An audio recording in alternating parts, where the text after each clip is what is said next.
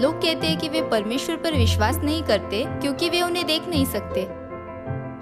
यदि कुछ अदृश्य है तो क्या इसका मतलब यह है कि उसका अस्तित्व नहीं है?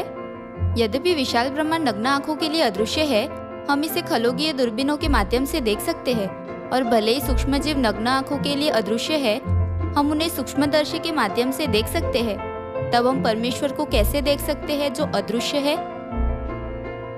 यूहन्ना अध्याय 5 आयत 39, पवित्र शास्त्र मेरी गवाही देता है।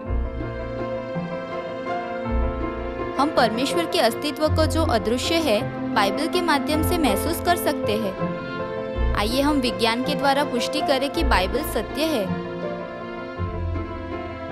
अय्यूब अध्याय 26 आयत 7, वह उत्तर दिशा को निराधार फैलाए रहता है और बिना टेक पृथ्वी को लटकाए रखता है।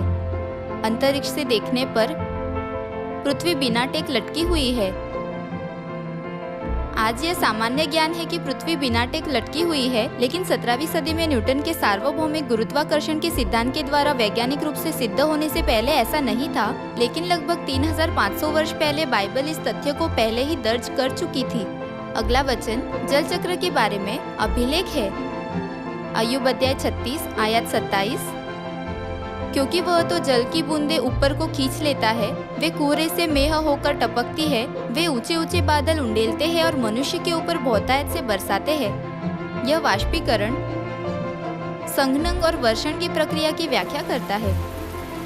जल चक्र पहली बार 17वीं सदी में पेरोल्ट और मेरियट द्वारा किए गए प्रयोगों के परिणाम के माध्यम से सिद्ध हुआ था।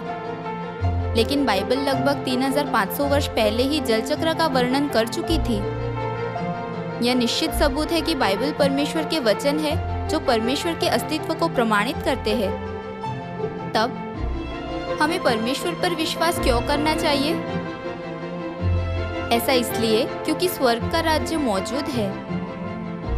प्रकाशित वाक्य अध्याय 21 आयत 1, फिर मैंने नए आकाश और नई पृथ्वी को देखा, इसके बाद मृत्यु न रहेगी। बाइबल गवाही देती है कि एक नया आकाश और नई पृथ्वी है जो स्वर्ग का राज्य है।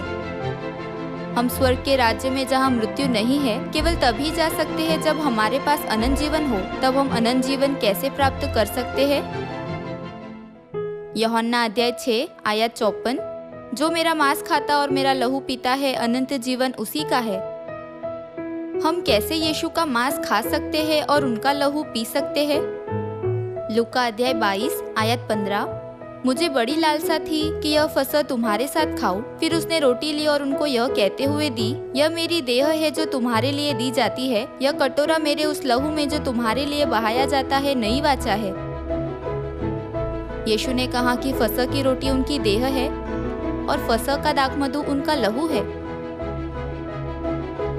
जब हम नई वाचा का फसह मनाते हैं तो हम अनंत जीवन प्राप्त कर सकते हैं और स्वर्ग के राज्य में प्रवेश कर सकते हैं। हम आशा करते हैं कि आप नई वाचा का फसह मनाने के द्वारा अनंत जीवन की आशीष प्राप्त करें।